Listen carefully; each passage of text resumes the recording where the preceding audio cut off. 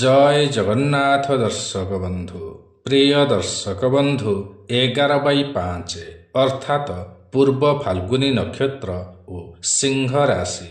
यही राशिर अधिपति ग्रह हेउछन्ति सूर्यदेव एवं यही नक्षत्रर अधिपति ग्रह हेउछन्ति शुक्र ग्रह। यही राशिर व्यक्ति माने शुक्र महादशारे जन्म होइथन्ति बा एमानंकर जन्म समय को शुक्र महादशा किछि बाकी रही थाए। एमाने चतुष्पदी होइथन्ति, रवि क्षेत्री होइथन्ति ओ मनुष्यगण होइथन्ति। एमानंक पई शुभ दिग हेउछि पूर्व दिग ओ शुभ देवता हेउछन्ति शिव भगवान ओ शुभ बार हेउछि शुक्रबार। शुभ रंग हेउछि हलदिया रंग, धूसर रंग ओ नील रंग। शुभ संख्या हेउछि 9। शुभ मंत्र हेउछि लक्ष्मींकर मंत्र ओ सूर्यंकर मंत्र। एमानंकर चेहरा अति आकर्षक चेहरा होइथाए। एमाने मृदुभाषी होइथन्ति बा कोमल भाषी होइथन्ति बा कोमल कथा कहिथन्ति। एमानंकर चेहरा एते सुंदर होइथाए जे विपरीत लिंगर व्यक्ति माने एमानंक प्रति आकर्षित होइथन्ति। अर्थात पुरुष होइथिले नारी मानंक प्रति ओ नारी होइथिले पुरुष मानंक प्रति आकर्षित होइथन्ति। एमाने आत्मविश्वासी होइथन्ति ओ सफल मध्य होइथन्ति। एमाने भल सृष्टिकर्ता होई परंती बा भल क्रिएटर होई परंती। एमाने शारीरिक सुख पाइथन्ति ओ भल सांसारिक होई परंती। एमाने धनी होइथन्ति, भोग विलासी होइथन्ति। जीवन रे एमाने भल धन संपत्ति पाइथन्ति बा उपभोग करिथन्ति। एमाने सौभाग्यशाली होइथन्ति बा भाग्यवान होइथन्ति। कला और कलाकृति रे मनोनिवेश करिथन्ति। पिलादिनरु एमाने कलाकार होइथन्ति।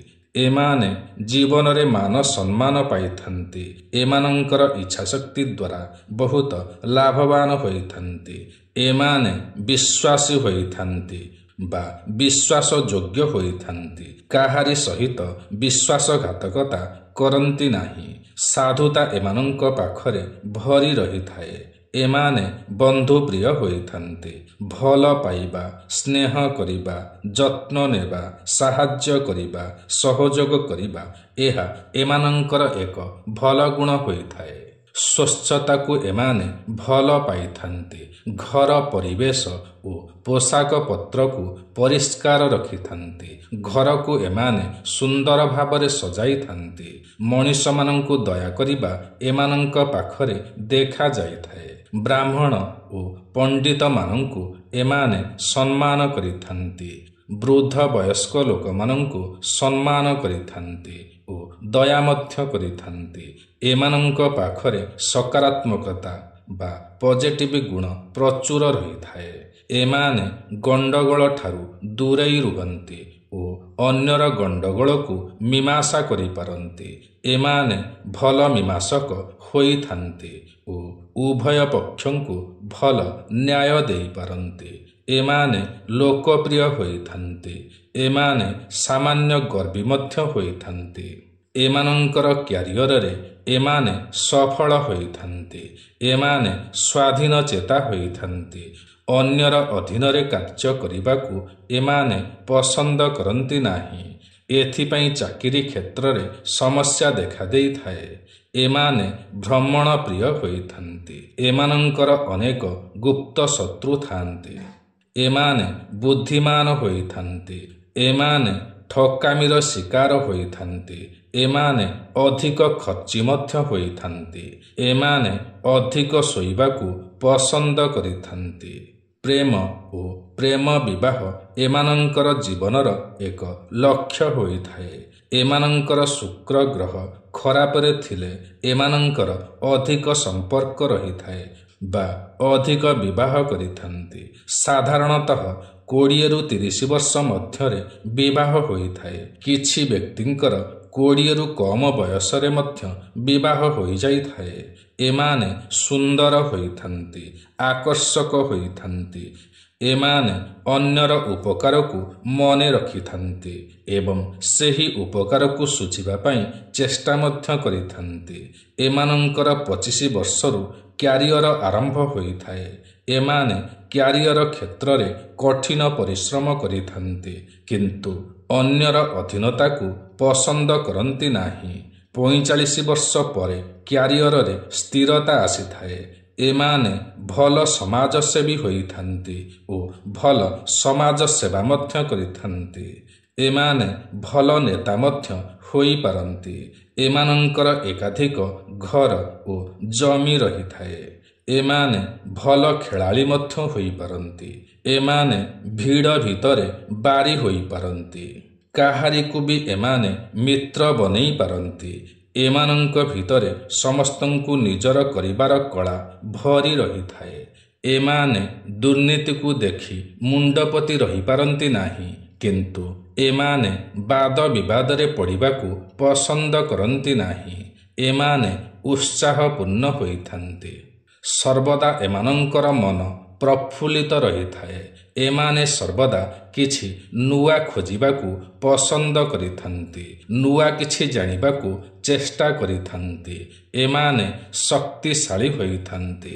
ଏମାନେ ଶାରୀରିକ ସୁଖକୁ ବହୁତ ଭଲ ପାଇଥାନ୍ତି। ପୁରୁଣା ଜିନିଷକୁ ସଂଗ୍ରହ କରିବାରେ ଏମାନେ ଆନନ୍ଦ ପାଇଥାନ୍ତି। ସାଜସଜା ଜିନିଷକୁ ଏମାନେ ବହୁତ ପସନ୍ଦ କରିଥାନ୍ତି। ଏମାନେ ଦାନୀ ହୋଇଥାନ୍ତି। ଏମାନେ ବହୁତ ସୁନ୍ଦର ହୋଇଥାନ୍ତି। ରାଜକୁମାର ବା ରାଜକୁମାରୀ ସଦୃଶ ସୁନ୍ଦର ହୋଇଥାନ୍ତି। ବହୁତ ଆକର୍ଷିତ ହୋଇଥାନ୍ତି ଓ ଅନ୍ୟମାନଙ୍କୁ ନିଜ ଆଡ଼କୁ ଆକର୍ଷିତ କରିପାରନ୍ତି। ଏମାନେ କଳା କ୍ଷେତ୍ରରେ ପୁରସ୍କୃତ ହୋଇଥାନ୍ତି। ଏମାନେ ସନ୍ଦେହୀ ହୋଇଥାନ୍ତି। ଏମାନେ କ୍ଷମାଶୀଳ ହୋଇଥାନ୍ତି। ଏମାନେ ରସିକ ନାଗର ହୋଇଥାନ୍ତି। ଏମାନେ କୂଳ ଦୀପକ ହୋଇଥାନ୍ତି ବା କୂଳ ରକ୍ଷକ ହୋଇଥାନ୍ତି। ଏମାନେ ଶସ୍ତ୍ରଧାରୀ ହୋଇଥାନ୍ତି। ଲୋକପ୍ରିୟ ହୋଇଥାନ୍ତି। ଦୟାବନ୍ତ ହୋଇଥାନ୍ତି। ଏମାନେ ଶାସ୍ତ୍ରରେ ପ୍ରବୀଣ ହୋଇଥାନ୍ତି। କୋମଳ ବଚନ କହିଥାନ୍ତି। କ୍ଷଣକୋପୀ ମଧ୍ୟ ହୋଇଥାନ୍ତି। କେହି କେହି ବୈରାଗୀ ମଧ୍ୟ ହୋଇଥାନ୍ତି। ଏମାନେ ମାତା ପିତାଙ୍କୁ ଭକ୍ତି କରିଥାନ୍ତି। ଏମାନେ ଉତ୍ତମ ଲୋକ ହୋଇଥାନ୍ତି। କାହାରି କାହାରି 2ଟି ଭାର୍ଯ୍ୟା ହୋଇଥାନ୍ତି। ଏମାନେ ବହୁ କୁଟୁମ୍ବୀ ହୋଇଥାନ୍ତି। ରାଜପୂଜକ ହୋଇଥାନ୍ତି। ଏମାନେ ଖାଦ୍ୟପ୍ରିୟ ହୋଇଥାନ୍ତି ଏବଂ ଭଲ ପିନ୍ଧିବାକୁ ଭଲରେ ସଜେଇ ହେବାକୁ ବହୁତ ପସନ୍ଦ କରିଥାନ୍ତି ବା ସର୍ବଦା ସଜେଇ ହୋଇ ରହିବାକୁ ପସନ୍ଦ କରିଥାନ୍ତି। ଏମାନେ କବି ଓ ପଣ୍ଡିତ ହୋଇଥାନ୍ତି। ଏମାନେ ଗୌରବର୍ଣ୍ଣର ହୋଇଥାନ୍ତି। ଏମାନେ ଗୁରୁ ଓ ଦେବତାଙ୍କୁ ପୂଜା କରିଥାନ୍ତି। ସକଳ ଶାସ୍ତ୍ରରେ ଉତ୍ସାହୀ ହୋଇଥାନ୍ତି। ଏମାନଙ୍କର ଶରୀରରେ କଳା ଯାଇ ଓ ଶିରପ୍ରଶିରା ଦେଖାଯାଇଥାଏ। ଏମାନେ ପରସ୍ତ୍ରୀଗାମୀ ହୋଇଥାନ୍ତି। କାମୁକ ହୋଇଥାନ୍ତି ବା ଶୃଙ୍ଗାର ଭୋଗୀ ହୋଇଥାନ୍ତି। ଏଣୁ ଅଳ୍ପ ବୟସରେ ଏମାନେ କ୍ଷୀଣ ହୋଇଯାଆନ୍ତି। ଏମାନଙ୍କୁ ସୁଖ ଓ ଲକ୍ଜରୀ ଲାଇଫ୍ ବହୁତ ପସନ୍ଦ ହୋଇଥାଏ ଓ ସୁଖ ମଧ୍ୟ ପାଇଥାନ୍ତି। ଜୀବନରେ ଏମାନେ ଯେତେ ପାଇଲେ ମଧ୍ୟ ଆହୁରି ପାଇବାର ଆଶା ସର୍ବଦା ଭରି ରହିଥାଏ। ଏମାନଙ୍କର ଶରୀରରେ କ୍ଷତ ଚିହ୍ନ ରହିଥାଏ। ଏମାନେ ଚତୁର ହୋଇଥାନ୍ତି ଓ ଭଲ ବକ୍ତା ମଧ୍ୟ ହୋଇଥାନ୍ତି। ଏମାନେ ତ୍ୟାଗୀ ହୋଇଥାନ୍ତି। ସାହସୀ ହୋଇଥାନ୍ତି। ଏମାନେ ବ୍ୟବସାୟ କଲେ ଭଲ ସଫଳ ପାଇଥାନ୍ତି। ଏମାନେ ନିଜର ପ୍ରଶଂସା ଶୁଣିବାକୁ ପସନ୍ଦ କରିଥାନ୍ତି। ଏମାନଙ୍କର ବ୍ୟକ୍ତିତ୍ୱ ବହୁତ ଭଲ ହୋଇଥାଏ। ତେବେ ପ୍ରିୟ ଦର୍ଶକ ବନ୍ଧୁ, ଆପଣ ଯଦି ଏହି ରାଶି ଓ ନକ୍ଷତ୍ରର ବ୍ୟକ୍ତି ଅଟନ୍ତି ତେବେ ସୂର୍ଯ୍ୟ ପୂଜା କରନ୍ତୁ। ସୂର୍ଯ୍ୟ ମନ୍ତ୍ର ଜପ କରନ୍ତୁ।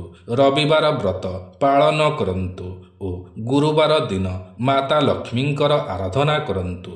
ପୂଜା ପାଠ କରନ୍ତୁ। ସ୍ତୁତି କରନ୍ତୁ। ଜପ କରନ୍ତୁ। ଯାହାଦ୍ୱାରା କି ଆପଣଙ୍କର ଭାଗ୍ୟ ଆପଣଙ୍କର ସାଥ ଦେବ। ଭାଗ୍ୟରେ ଉନ୍ନତି ଘଟିବ। ଷ୍ଟ୍ରଗଲ୍ ଲାଇଫ୍ ଆପଣଙ୍କର ସକ୍ସେସ୍ ଲାଇଫରେ ପରିଣତ ହେବ। ତେବେ ପ୍ରିୟ ଦର୍ଶକ ବନ୍ଧୁ, ଏହା ତ ଥିଲା 11/5 ପୂର୍ବ ଫାଲ୍ଗୁନୀ ନକ୍ଷତ୍ର ଓ ସିଂହ ରାଶି ବିଷୟରେ। ଆଜିର ଏହି କାର୍ଯ୍ୟକ୍ରମଟି ଆପଣଙ୍କୁ କିପରି ଲାଗିଲା ନିଶ୍ଚୟ କମେଣ୍ଟ କରି ଜଣାଇବେ। ଯଦି ଆଜିର ଏହି କାର୍ଯ୍ୟକ୍ରମଟି ଆପଣଙ୍କୁ ପସନ୍ଦ ଆସିଥାଏ ତେବେ ଗୋଟିଏ ଲାଇକ୍ ନିଶ୍ଚୟ କରିବେ। ଯଦି ଆପଣ ଆମର ଏହି ୟୁଟ୍ୟୁବ୍ ଚ୍ୟାନେଲ ଓଡ଼ିଆ ଜ୍ଞାନସାଗରରେ ନୂଆ ଅଟନ୍ତି ଏବଂ ଏଯାଏଁ ସବସ୍କ୍ରାଇବ୍ କରିନାହାନ୍ତି ତ ତୁରନ୍ତ ସବସ୍କ୍ରାଇବ୍ କରିନିଅନ୍ତୁ, କାରଣ ଆମର ଏହି ୟୁଟ୍ୟୁବ୍ ଚ୍ୟାନେଲରେ ଏହିପରି ଅନେକ ଭଲ ଭଲ ଭିଡ଼ିଓମାନ ସର୍ବଦା ଅପଲୋଡ଼ କରାଯାଇଥାଏ, ଯାହାକି ଆପଣଙ୍କର ଜ୍ଞାନର ସୀମାକୁ ବଢ଼ାଇଥାଏ। ତେବେ ଆଜି ପାଇଁ ଏତିକି। ପୁଣି ଦେଖା ହେବ ଆସନ୍ତା ନୂଆ ଏକ କାର୍ଯ୍ୟକ୍ରମରେ। ସେ ପର୍ଯ୍ୟନ୍ତ ଆମକୁ ବିଦାୟ ଦିଅନ୍ତୁ। ଜୟ ଜଗନ୍ନାଥ ଦର୍ଶକ ବନ୍ଧୁ।